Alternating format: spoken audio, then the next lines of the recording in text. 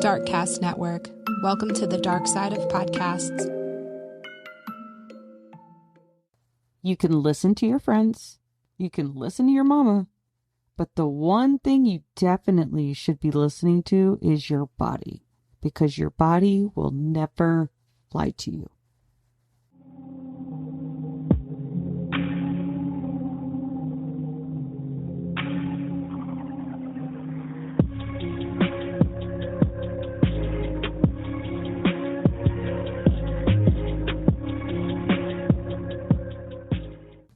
Hello, and welcome to True Crime Connections, a community that builds hope by talking with real people about real shit.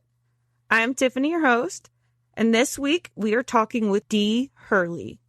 She's not only here to share her story of surviving narcissistic marriage, but she's also here to share her knowledge on being an emotion code and body code practitioner. You are not going to want to miss this. Hi, Dee. Thank you for being here. I really appreciate it.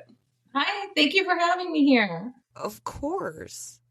So you took the narc way as well, huh?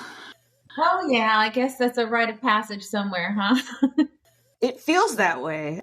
Yeah, I wish I could have edited that part out of my life, but yes, I did. It was traumatic. You were actually married, though, right? Yeah, 11 and a half years. That's a long time. Yes, it was. Yeah. Most of it, I was trying to find a way out of it. Most of it, I really was. Most of it. Right. No, I mean, I'm sure you were. So I'm intrigued. What is it exactly that you do? So I do emotion code and body code, and I also use a device. I have it running right now. It's a little frequency scanner. It's really is just an app you can put on your phone or your MacBook, whatever you have. You just open it up like an app and it scans your body and it broadcasts frequencies back, custom frequencies designed to help your body rebalance whatever's out of alignment. So it's since, everything's energy and frequency, and I've been learning about this, and one of my friends showed this to me and I was like, okay, I got to have that. That is so cool. Yeah. Yeah, I've never heard of that app. So that's amazing. What does it do? Well, it's kind of like a CAT scan or an X-ray. If you go to the doctor and you have ever had one of those, it'll show everything in your body. Like it'll look through you like electrically and see what's out of balance. It's just like being able to do that from your phone.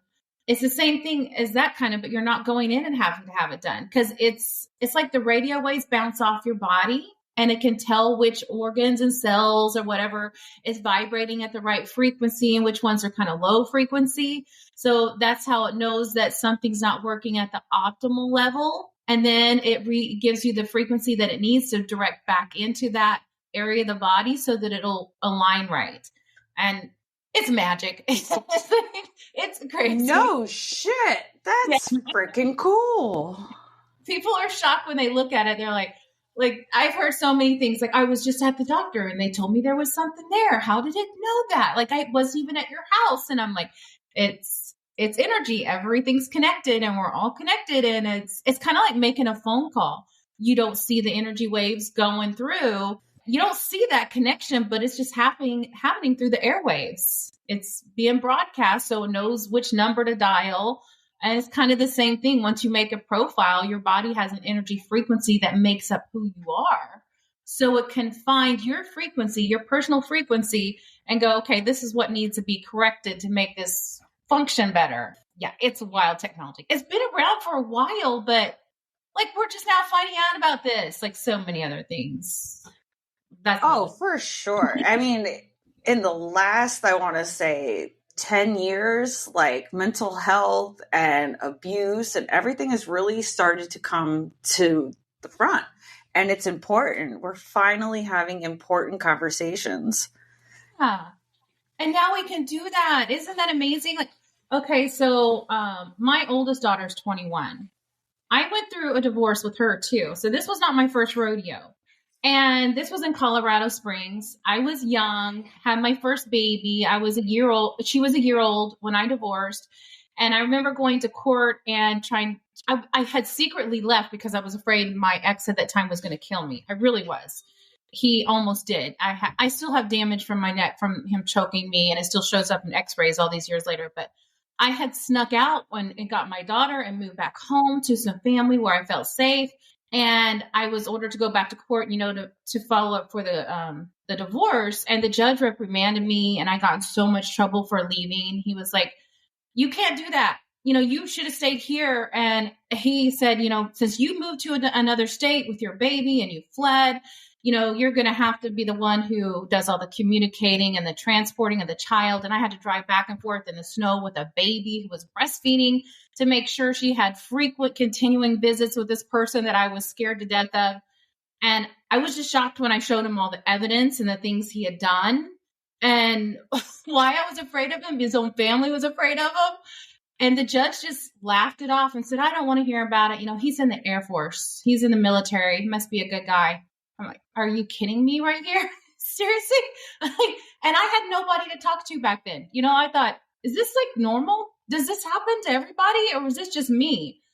And now I'm finding out, I went through another divorce. Of course, I continued the pattern of finding another person who was abusive. I'm out of that now. But yeah, that was happening to me. And when I went through the divorce with him, the judge was like, oh, you're an assistant principal at a high school. You must be a really good father. What is the deal with these judges thinking that just because someone has a good job, it makes them a good parent? Ignore all the things that he did to my kids. Ignore the fact that they were scared to death and didn't want to see him. Ignore everything. He must be a good father because he has a really good job. And he was calling suicide hotlines when I left him. And I was scared for his mental stability and didn't want to take my kids over there until I had a full court order. And the judge was like, congratulations, you did the right thing. You were calling the right people. That's what a good, healthy person does. And I'm like, I don't know how many moms I have talked to in domestic violence advocacy groups who just whispered they might be suicidal, who have lost full custody of their kids and haven't seen them for years. But my ex got full custody of our kids handed to him because I might have been a parental alienator, the magic word. You must have alienated your kids from him. That's why they don't want to see him. That's got to be the only thing that, the only thing that can happen here when a child doesn't want to be with his father, right? Craziness. Wow. Absolutely. Especially when a child reaches a certain age, they're not stupid anymore. They pick up the signs. They pick up the energy. They pick up on all of that. And they decide what they think is safe and what is not safe. And shame on those judges because they needed to do their homework. They're not educated. Or else they are, and they're just turning a blind eye to it and going, this one has more money, or it just feels like a lot of favoritism. And it really is. And there's a lot of people out there now speaking out about it. It's like, this isn't an accident. And I'm so glad that we can all talk out about this now and it's coming to our awareness. Now we have so many wonderful social media platforms we can get on and go, hey, we need to hold these judges accountable. We really do. There's got to be something done because the children are the ones that are suffering. And I see so many people every day. I see the posts and the crimes, the babies that have been killed, the mothers that have been killed, the judges who have just ignored the signs. Why is nothing being done about this? Like, this is a travesty in our country, especially in America. You think you're so free and we have so many rights. What's wrong with us? Why are women still afraid of leaving a partner?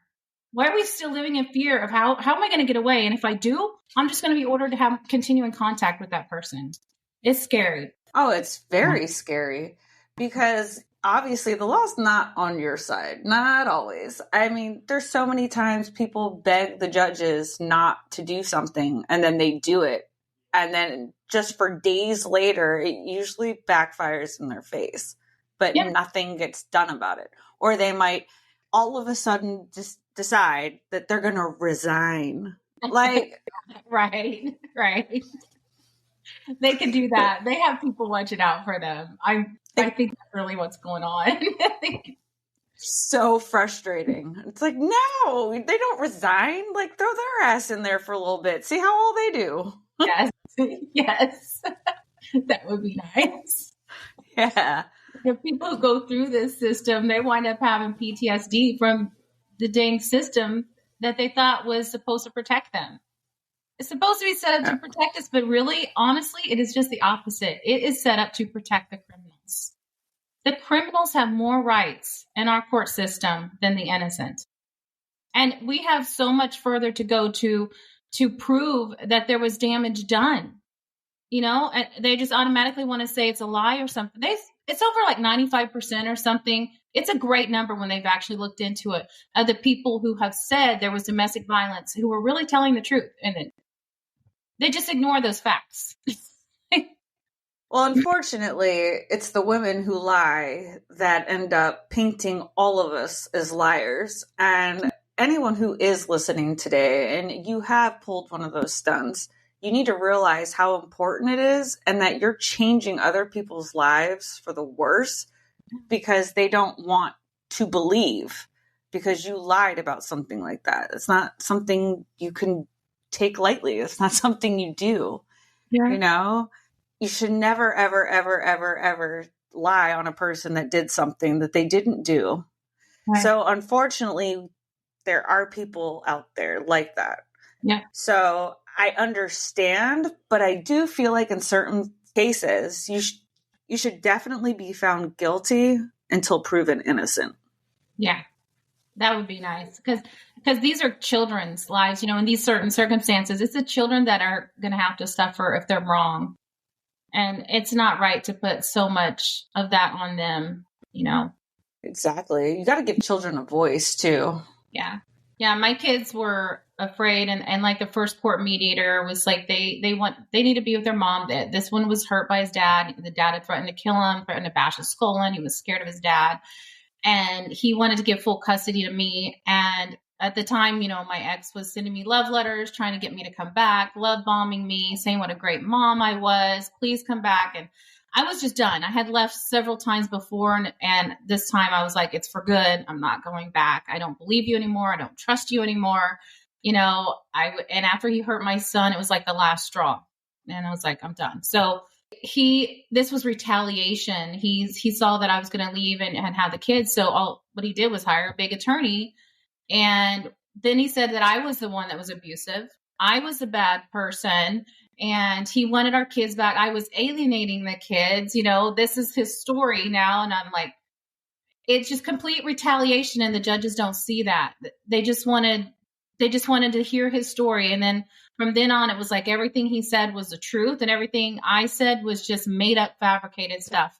And I thought, this is crazy. They can't see, like, they really can't see that this is retaliation. I mean, he was trying to get me to come home, saying what a good mom I am. But now all of a sudden I'm the abuser a year later. And you're just going to buy this story, this made up stuff. It was shocking. And I'm like, these judges, they can't be that stupid. Come on. They can't be. They have to see this. This is money. Oh, yeah. Everything is around money, for sure. Did you disclose that? Like, did you have printouts and everything of the text messages and all that? Everything. I had everything laid out there, and they just ignored it. And I was shocked. And then finding out, you know, that this is really about whoever has the most money, and they want to keep things going in the court. 6 years of litigation abuse, back and forth. I mean, I was in court like every other month, and the havoc that it plays on your mind, you mentally, and kids having to deal with that. There's a point where you just go, you know what? Whatever, just do it. Take it. I don't want to go back. I don't want to put my kids through this. But at the same time, you feel guilty because you're like, I got to protect them. I got to do all that I can. I want to be that mom who says I never stopped. I don't want my kids to think that I ever gave up trying to fight for their protection, you know. And then my son actually wound up turning and flipping because his dad bought him a motorcycle. He bought him computers. He bought him cell phones. He bought him a Ford Mustang convertible. He bought him everything he wanted. And my son was so set up and mom couldn't do those things. Mom had spent all her money on attorneys. He had friends in high places, family helping him, friends helping him, and started using my kids as weapons and made them mad at me. Mom destroyed the family. Mom did this. She's the one who left. Oh, woe is me, crying. And you know, my son then started feeling guilty for his dad. And I understood it because my son wanted his dad's approval. And all those years of the put downs and yelling at him, he just wanted his dad's love. And I understood why he felt like he needed to choose sides and pick the person that was hurting him, because he felt like there was nothing I could do. He saw that I wasn't going to be able to protect him. They go with the alpha male. And I finally just told my son, you know what, why don't you just go stay with your dad? Because, you're starting to yell at me like your dad does and behave like him. And I can see it's really stressing you out. And I never want to put you in a position where you feel like you have to choose a parent. I never wanted to do that to my kids. And I said, why don't you just go stay with your dad? Because I don't want to do this to you. I don't want to put you through this. And it hurt him. But he went. And I think it took the pressure off of him of having to feel like, he has to side. There was turmoil going on. And now he's upset at me. And I have to take that he's mad at me. But I'm hoping that one day he'll be older and he'll see and he'll be like, I understand why you did it, Mom. That was hard. How old is he? He's 17 now. Yeah. Give him a couple more years. He'll get there. It's never a child's obligation to have to choose a parent. You're supposed to love both of your parents unconditionally. For one parent to play another parent just goes to show you right there how manipulative and evil somebody can really be, because he knew what he was doing.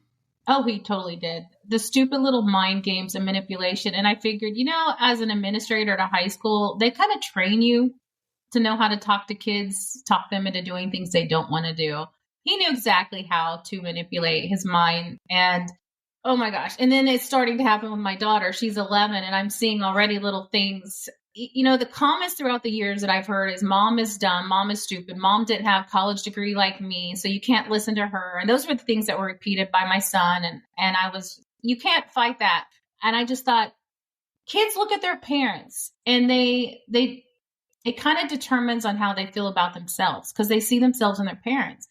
And I never wanted to say anything bad about his dad because I thought this is going to hurt his self-esteem. And it just frustrated the hell out of me that it was happening all the time, that he thought his mom was stupid or that she wasn't as smart as dad. And I know that's going to affect my kids' self-esteem, who they think they are, because they see themselves in their parents. And that ticks me off. It's like, just not for me. Just do it for the kids at least. Can you just say good things for the kids? Because they don't need to hear it. Or don't say anything at all. I know. There's no reason for it. All it does is hurt the kids. And this is what narcissists don't care about. They don't care how it's going to affect them. All they care is about how they feel. They can't put their kids' needs before them. And like, why can't you think about what this is doing to the kids? Because it's all about them. It is. It's me, me, me, me, me. I mean, I spent over $200,000 on attorneys, and I'm thinking, boy, that could have went a long way for a college, for my kids, for their future. Instead, that's a house. Yeah. And I'm still paying attorneys. And I wonder how much he spent. It's like these judges and courts make so much off of you. That's why they keep it all going. Here, yeah, let's come back to court. Pay your attorney. And they walk away with a big smile. The families are destroyed. They're just making bank off of us. I don't have an attorney now. Now I'm representing myself. I finally learned the game. Go and represent yourself. Just leave the middleman out. Yeah. Well, yeah, you're going to make sure that everything that you want to get said is said and done. And as long as you do your research, I tried to represent myself once and I failed because I didn't realize I had to disclose like all the financial information, even though the judge read me all the frickin' financial information. But the fact that I didn't submit it, I was like, you've got to be freaking kidding me. This is the stuff we should be educated in. How come we're not educated in this before we leave high school? The things, ways to protect ourselves. No, for sure. And he even told, my son's father, like, if she would have done this correctly, you would have been gone. Are you fucking kidding me? Because I didn't add info that you have in your hands right now. You mean that stuff? Like, I can't. Can't win. No. Hello, my name is DJ, and I'm the host of the Mythical True Crime Podcast. Join me and the Darkcast network of indie podcast creators as we delve into the mysterious and the macabre, exploring captivating tales of true crime, legends, and unsolved mysteries from the realms of mythology and reality. Uncover the dark true tales of modern legends with our spoken narratives that blend history, crime, and the supernatural. Just starting Season 3, you can listen to the newest episodes every other week, as well as all my backlog episodes on anywhere you can listen to your podcasts. So within this journey, when did you decide that it's time for me to learn self-healing? It was like when I finally had decided that enough is enough, and I saw my son, what happened to my son, it was really bad. I decided, you know what? I have spent long enough trying to fix this situation, and I feel like I'm the only one doing it, and it takes two.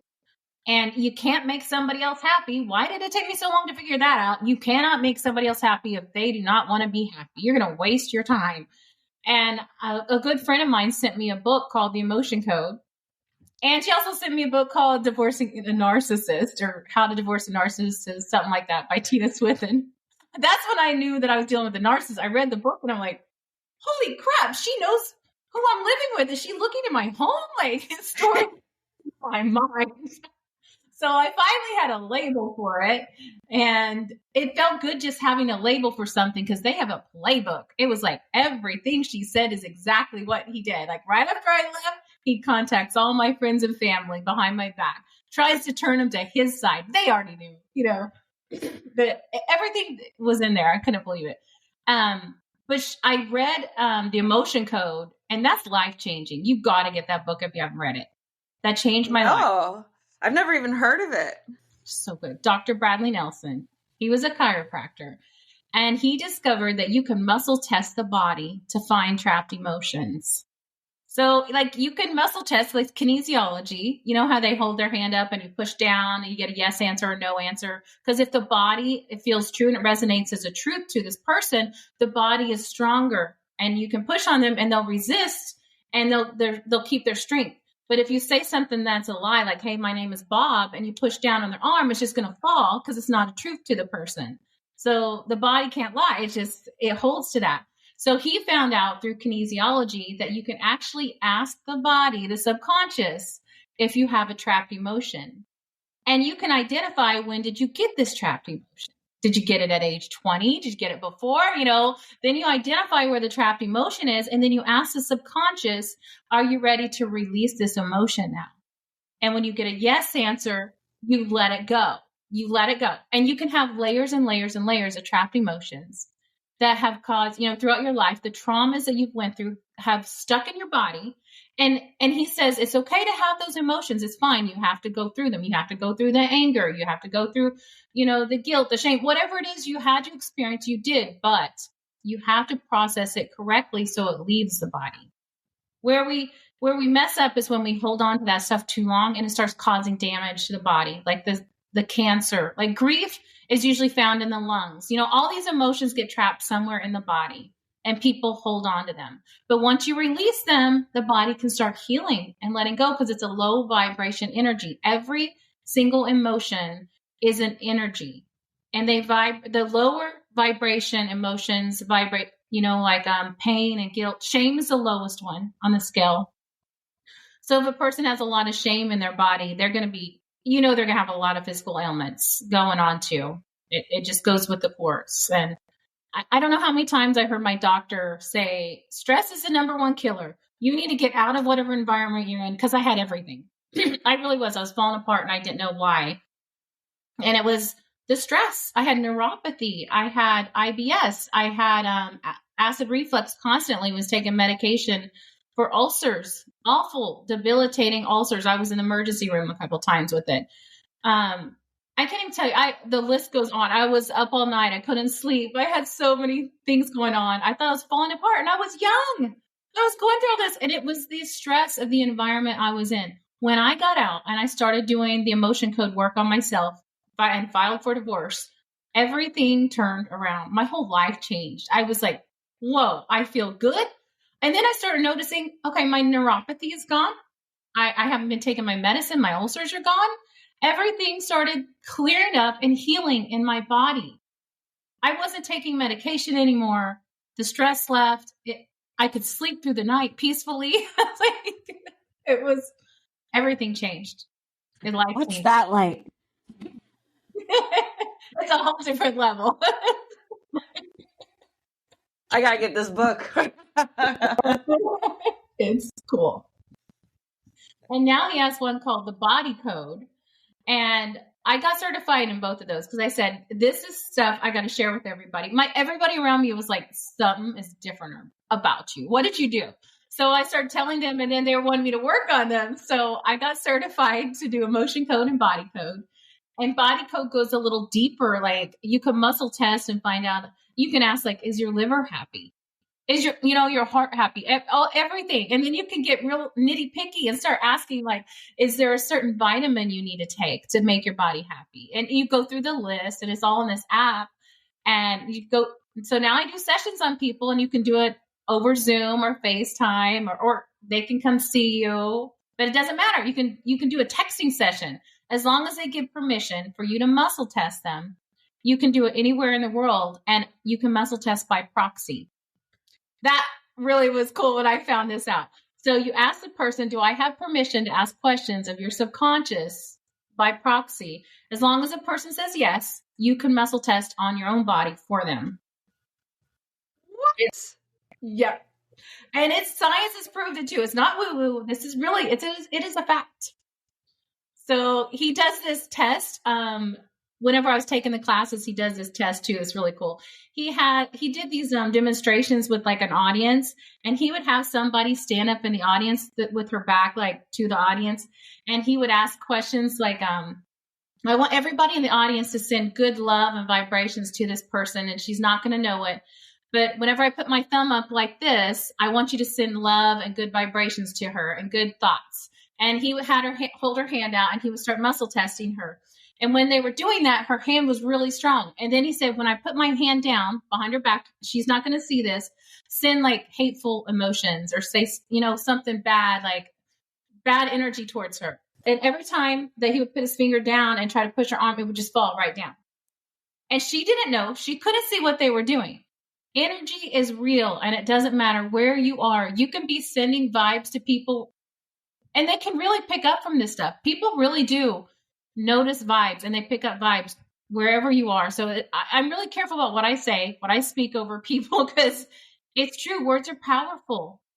And there's a lot of science now, coming out. Nicole was the doctor in Japan, speaking over the water and the crystals formed. And there's a lot of science proving it, that our words are powerful. You got to be careful what you're speaking. So yeah, words become things. They really do. Or thoughts become things. There we go. Yeah, it starts right there in our subconscious. And we can do it to our own body, speaking negatively of our own body. Yeah. So that's another thing that we find through muscle testing. You can find out if people have a belief that they've been holding on to that is causing problems in their life. And you can release this belief, and then it's mind-blowing. Oh my God. Stuff, the energy healing. That's why I got the tools, everything that has to do with frequency, energy. I'm all about it. Like, yeah, gotta have it. That is so interesting and inspiring. How long does a session usually last? They're about 30 minutes, 45 minutes, depending on how many questions they ask. And I do a lot by Zoom or FaceTime so they can see you the first time that I'm working on them, because I love just seeing the reaction. They're like, whoa, like I knew that was there. Whoa. It is my point. Yeah. Because we hide things from ourselves too. So sometimes I'll have somebody else work on me and get things pulled out. And I'm like, yep, that's true. I needed to get rid of that. Like, we all need to do it. We could all benefit from it. And again, why don't we teach this stuff to kids?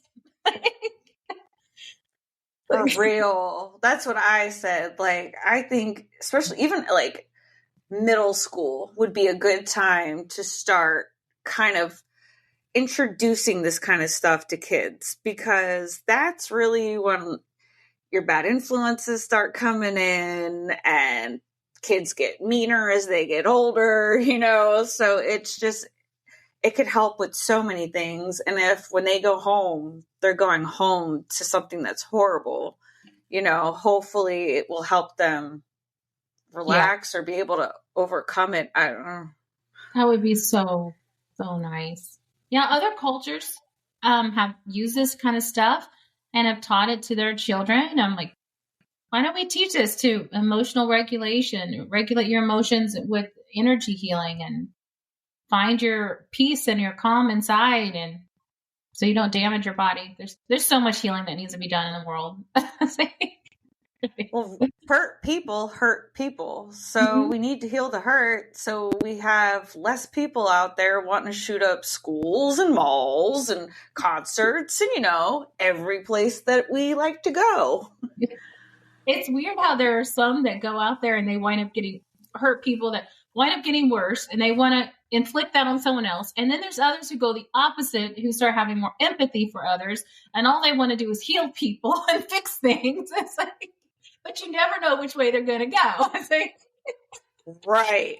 I mean, the next thing you know, your kid's Ted Bundy. I don't know. So it's so important. Like, you have to get real with yourself. I mean, let's be honest. Pretty much everybody's been through some shit, especially by age, I'm going to say 21. I think you've been through some shit already. And it's just about learning yourself, your body. Your body's telling you things. Like, I have been tense for, I can't tell you how long. And it took me a long time to realize that my body just tenses up for no reason. And I'll be sitting there and I'm like, relax, sister, like, what the heck? But that's just trapped emotions. Yeah. Yeah. And you might be able to recall at some point where it first started, and there might have been some trauma at that time that contributed to it that your subconscious remembers. Maybe you don't even remember it, but your subconscious will go, oh, it was this thing, this incident at this age that happened. And then you started having this, and then you'll start connecting the dots. Aha, it's making sense now. It's been forever. I couldn't tell you when it started, but it's been here for far too long. Time to go. I need to do a session on you. Yes. How long have you been doing this for now? It's been about 6 years. Wow. I didn't know this has been around for 6 years. You are blowing my freaking mind. That's cool. And that's the sad thing. There's so many different modalities and things out there for people to get the help that you need. And people don't know they exist. I can't tell you how many survivors I've had on my show that thought that not only they were alone, it's just them that are going through this, but also that there was nothing out there to help them. They had nothing. And it's like, no, there's so much out there. I don't know where it'd be. I honestly don't. I have thought about that, and I had to stop. It's like, it would have been a very dark place if I didn't know that I could start healing it. Yeah. And once you get too far in that dark place, it's really hard to even want to look for the light. Yeah. And, and I love being a part of the advocacy groups and speaking with women who are trying to get through this. But there are so many days where I just can't get into it. I can't be a part of it because sometimes the reminder can be troubling, and it can be triggering for people. So it's really important not to stay in that as much as you can. Try to stay in more positive things, direct more of your time into positive things. I'm not saying don't be a part of it, but make sure that you're not spending so much of your time in those low vibration things that got you there, or else it's going to be a lot harder to climb out. You have to come up for air, put the mask on yourself, do the self-love, do the self-healing so that you can lift someone up out of there and be a helper for them. Because we can't just stay stuck in that, because you can also become, a victim mentality where you're just always a victim. And what does that vibration do? It attracts more of it. I didn't know why I kept winding up in those abusive relationships. I had a victim mentality and I never had it healed. So I kept going from one to another, attracting. And I'm not saying it was my fault. So nobody think that's wrong. Don't get mad. I know people say it wasn't your fault. You got in it. But sometimes we can get in this low vibration thought where we kind of feel like maybe I don't deserve any better, or some thought pattern belief in our history is a reason why we're kind of there and we haven't gotten out yet, and we haven't set the healthy boundaries, and we haven't realized that we need to love ourselves more. If we did love ourselves more, we would put those healthy boundaries and say, this is not acceptable for me or my kids. And unfortunately, it took me having to see this happen to my son. And it finally was like, I love my son. I'm getting out. And then I had to learn that we have to love ourselves. We really do. We have to love ourselves like we do our children, and like we are as protectors, and say, I don't deserve this. Nobody deserves this. And say enough is enough, and start healing. That vibration will change. And then you'll notice you'll start attracting higher like-minded people. Now, I'm married the last 2 years to the love of my life. This man wouldn't even hurt a fly. I'm like, he's like a big old teddy bear, the most loving, kind person. I'm like, how did I not know you were out there? Like, though they weren't in my energy field. I wasn't attracting that because I needed to do the healing first and start loving myself.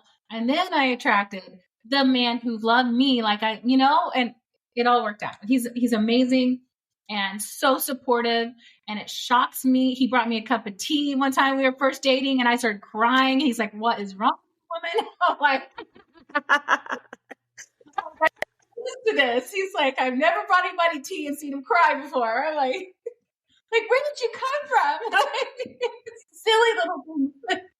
Well, it's the little things that matter. That's what people don't understand. It's like, you don't have to pull up with a Corvette with a freaking bow on it. You know what I mean? I'm not asking for that. I'm asking for even a compliment, something nice, something sweet, something genuine. Not trying to buy my love. Right. Just real shit. We want real shit. Yes. Yeah. We deserve it, damn it. Absolutely.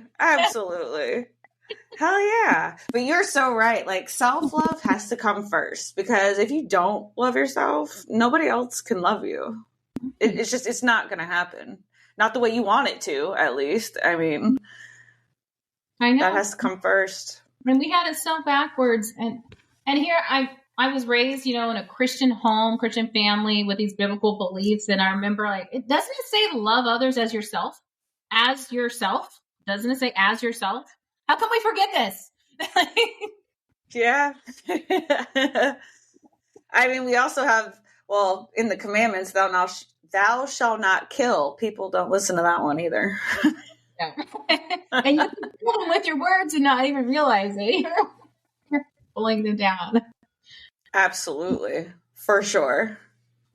Well, this is very inspiring. Oh my God. I really honestly did not know that there was something like that deep. And so I thought EMDR was amazing. And then you got like RTT, which is very interesting with the tapping. And there's so many different things out there. Did you try other things before you got to your sweet spot? I didn't try those things before. First thing that introduced me was reading that book, The Emotion Code. And then I started seeing the other things, the other healing modalities. It started opening a whole new way of life for me. I was like, wow, there's so many things I want to do too. I want to become a practitioner and like all the things. Like, I want to do all these things.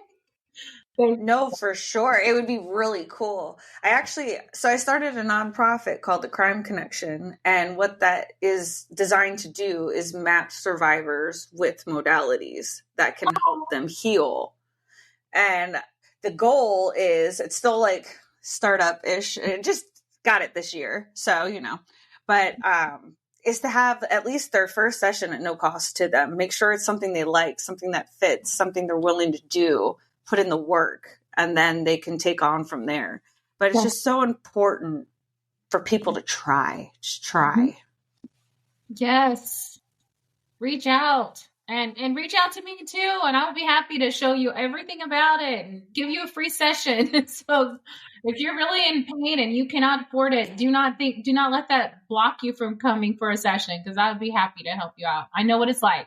I've been there, and it's not easy in the beginning. No, for sure. I mean, yeah, I dated 2 narcissists as well. They were quite different, but they had also a lot of similarities.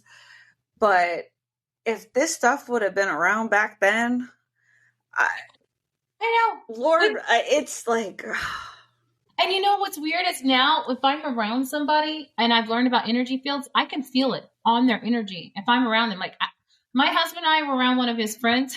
I'm not going to say his name. When we went back from dinner with him, I was like, that guy's a complete narcissist. You want to know why he can't find a woman? he's like, I'm like, yeah, I pick up energy like big time. I know what it's like now. It's like, I didn't even know that. I'm like, I know. I can pick it up. It's like I get this nervous feeling in my stomach. That's the first feeling I had when I first met this last one. I had a stomach ache, and I started going, why am my stomach hurting? It was my body telling me, and I didn't listen to it. If you listen to your body and you get really in tune with yourself, your body's going to tell you when something's off.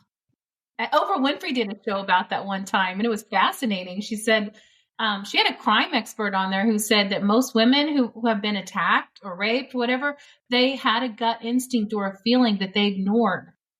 And like, we all have it. We have that internal intuition if we just listen to it, you know? Like somebody come up and said, well, you carry these groceries, and she was attacked, but she had this feeling like maybe I shouldn't, but but we were raised to be nice and kind to strangers, and we let that override our gut instinct, you know? And then we wind up getting hurt. And it's like, if we would have just listened to that. So now it's like, I try to teach my daughter this. I tell her this all the time. You listen to your inner voice. It's there for a reason. Whatever you call that, God, Holy Spirit, angels, inner voice, you need to listen to it because it's here to protect you. And those instincts we're born with those, but we are taught throughout our lives to ignore them. It's so sad. And I'm like, you need to listen to this first. I don't care what somebody else tells you. If your gut instinct tells you something's off, honey, you listen to it. You run, you scream, you get help, whatever. And I'm not raising her in fear. I'm just raising her with some truth so she can protect herself. I don't want her seeing her be a victim anymore. And I make sure I don't call myself a victim. I'm a thriver. Victim's not a good word to label ourselves with.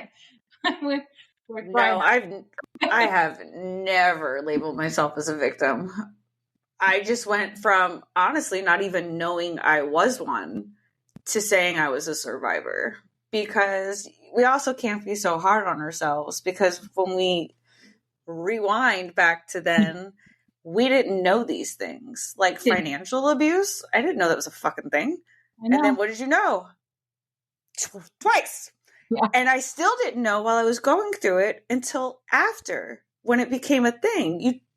You know, unfortunately, we were so behind where we should have been, and we didn't have the tools and the resources to deal with it like we do today. And then we carry around the guilt, and guilt does not serve anybody. My husband's always says these little things, and he's like, I learned it in guy school. It's this little joke. When they teach that to us in guy school, and I'm like, you know, there needs to be a girl school.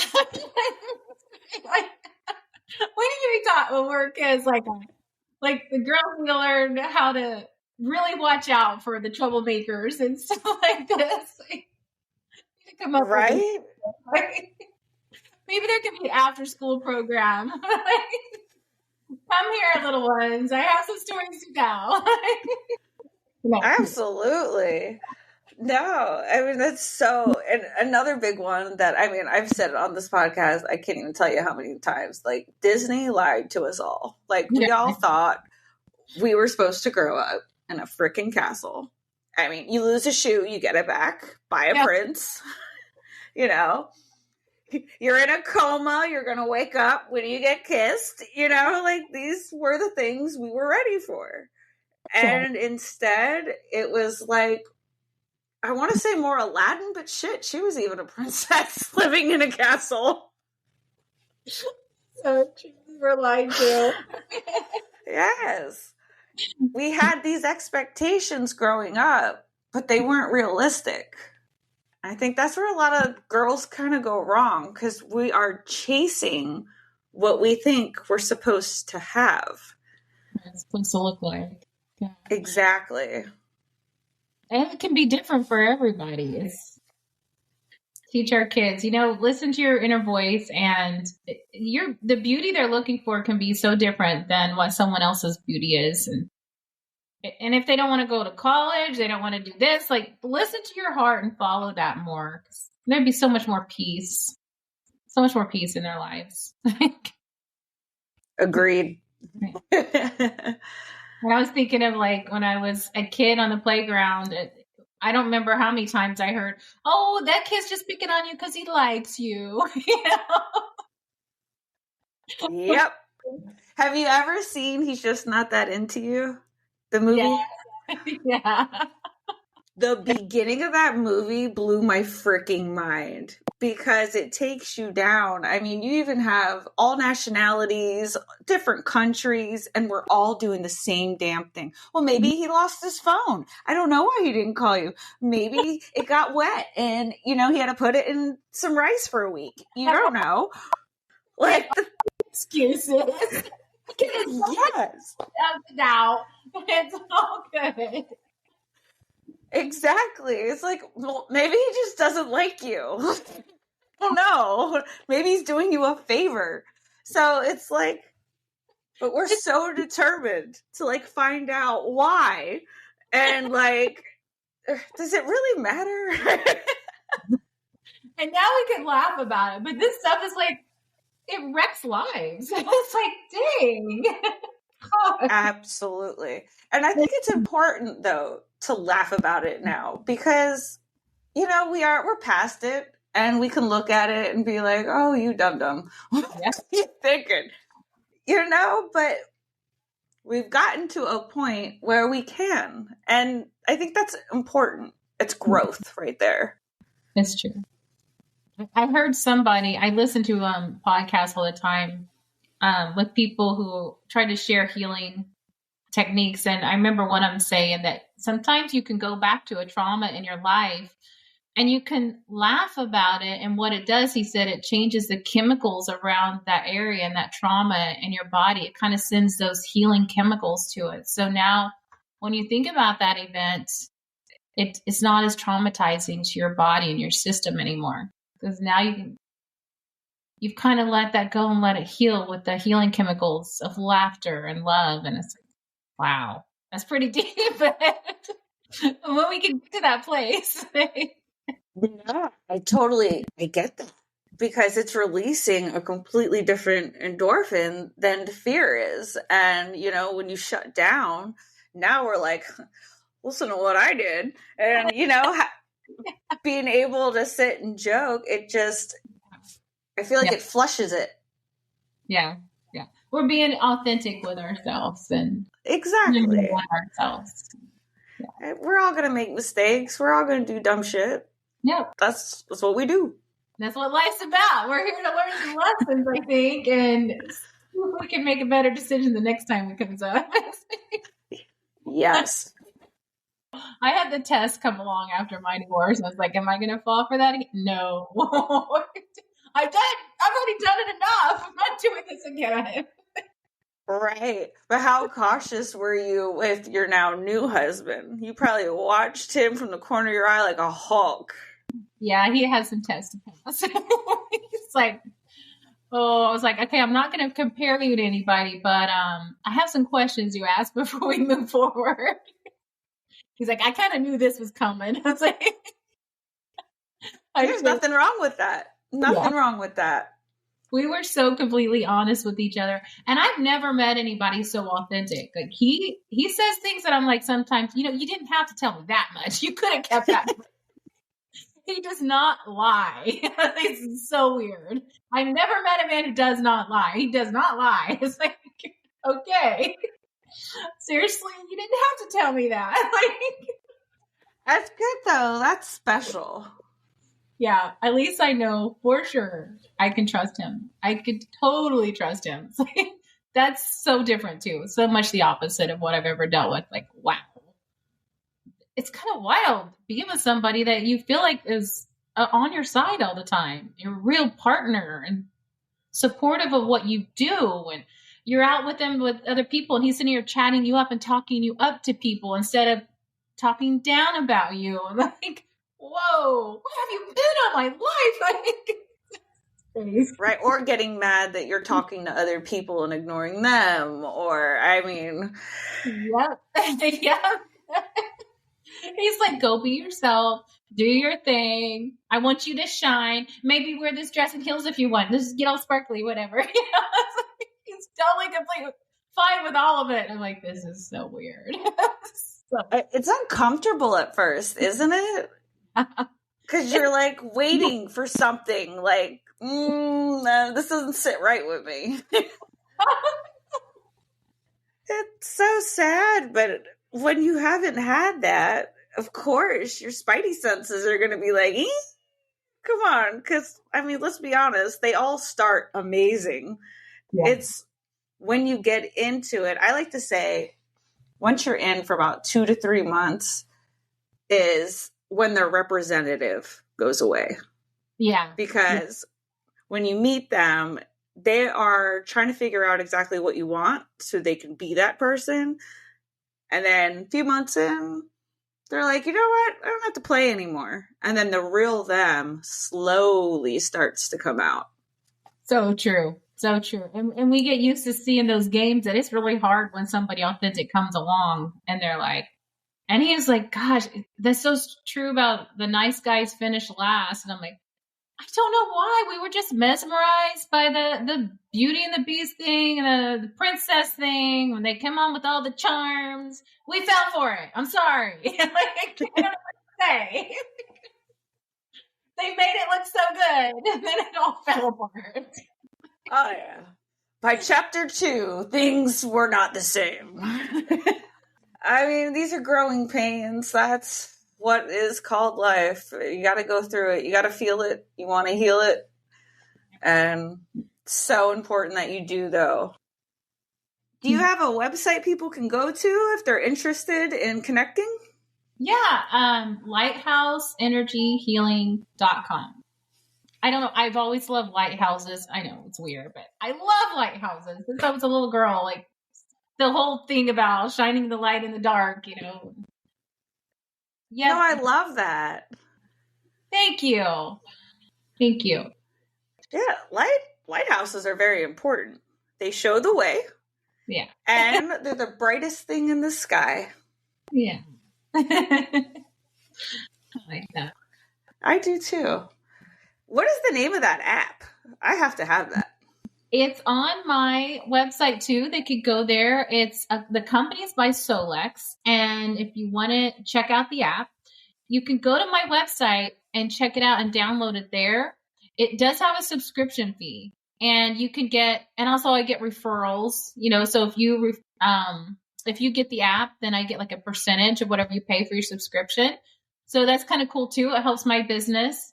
And if you want to do that yourself, you can share it with your friends and family and they'll send you a portion of whatever, you know, if you share the link with others.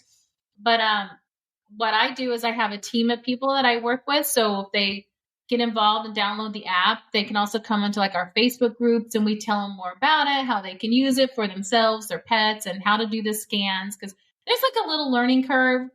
So we just kind of hold your hand through it. So we can teach you how to use it all and show you everything it can do and help you get the fullest potential out of it. Because there's so much that it can do. If I told you all of it, it would probably be a little overwhelming. It does a lot. It does. You said pets? This works on pets? Yep. You can scan your pets. And my little dog got hurt a couple months ago. We went out of town. We didn't know what was wrong. We came back and she like go limping. And I thought it was like a sticker, you know, in her paw, but there was nothing there. And she was limping the next day. And I'm like, okay, something's going on. Oh, why didn't I scan her? So I put her little profile in the scanner and I scanned her and it said there was something going on with her ligament. So it needed some frequencies broadcast to her.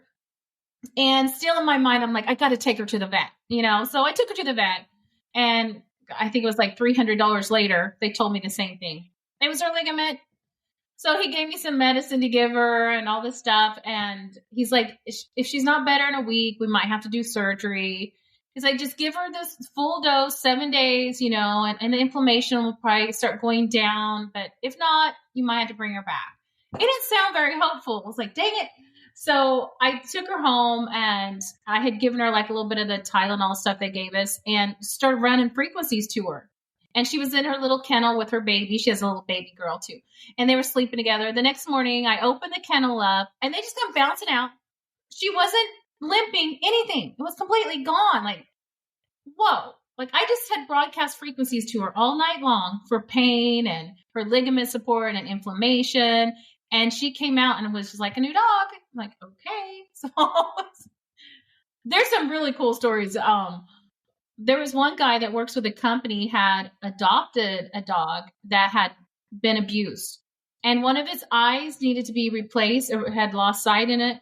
And it was coming out, and he'd taken it to the vet, and they were like, we're going to have to remove the eye because it's an unattached retina. I think that's what they say.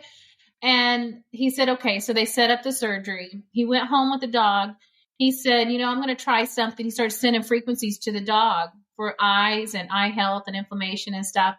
He went back for the surgery, and he's like, can you just run the test one more time before we take the eye? I've been doing something kind of funny, at home, and I want to just test it. It took a while before the veterinarian came back out. He's like, I just wanted to be sure. He said, I ran the test 3 times. This dog's retina is reattached. And he's like, I don't know what you did. I don't know how you did it, but I'm not going to take that dog's eye. And he's like, this is unbelievable. So he said, I was sending frequencies to it. So now the vet's got the app. Everybody. Oh my God. That is amazing. Yeah. And one of our friends had she had a lump on her breast, and she didn't have a test yet, but she had a lump, and she was like, it wasn't going away. She didn't know why. She took her ring off and imprinted frequencies in her ring.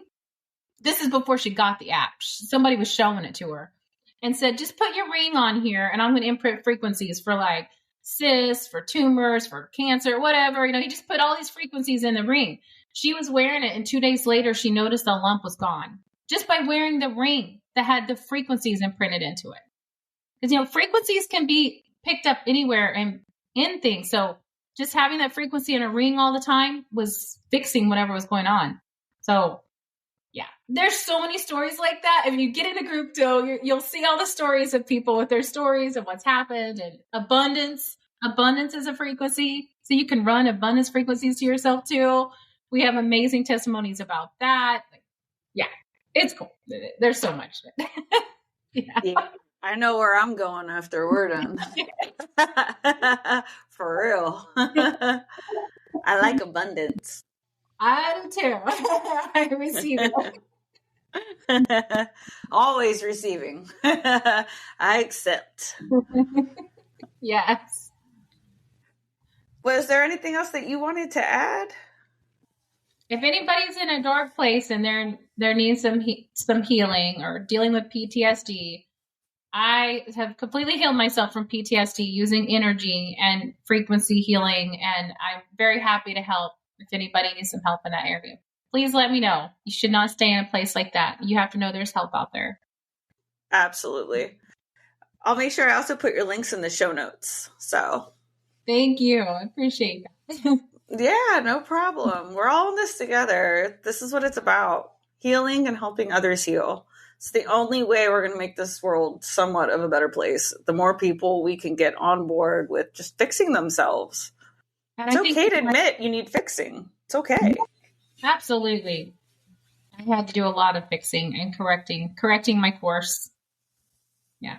I really do think we're on the right path. There's now the exposure, the talk, and now like the correction. We're getting it corrected. So. Exactly. Baby steps. Thank you. You're welcome. All right. And that is going to wrap up this episode. Seriously, you guys, from the bottom of my heart, thank you so much for listening. It means a lot to me. I think we can all agree that we probably have that one friend that really needs to hear this message. So make sure that you share it with them. If you want to get more of me, hey, make sure that you are subscribed to my YouTube channel. You can also find me on Instagram, TikTok. And I want to know, has one of my episodes made an impact on you in any way? Like, for real, I really want to know. So if so, go to my website, truecrimeconnections.com, or you can email me, podcast@truecrimeconnections.com. I want to talk to you guys. Come talk to me. Let's do the damn thing. Keep finding hope and building strength. Until next time.